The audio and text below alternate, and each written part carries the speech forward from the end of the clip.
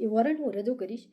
2 warrant સામેથી કુંદનને આપે છે કે તમારે હાજર રહેવાનું છે, તમારે નિવેદન લખાવવા આવવાનું છે.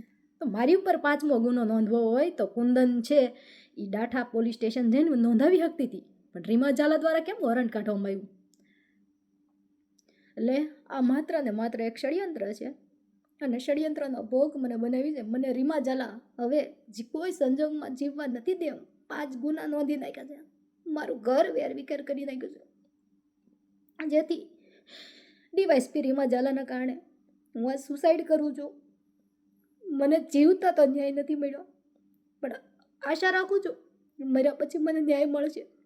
5 ગુનામાં કે જે મારો 1% રોલ નથી હોતો, ત્યાં એક પછી એક ગુનાઓ નોંધે છે રીમા ઝાલા, અને હજી રીમા ઝાલા કેટલા ગુના નહીં નોંધે એની હજી મને ખાતરી નથી.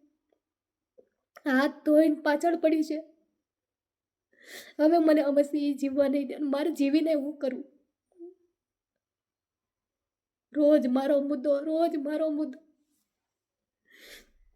એક પછી એક ગુનામાં ફિટ જ કરવા મળી છે.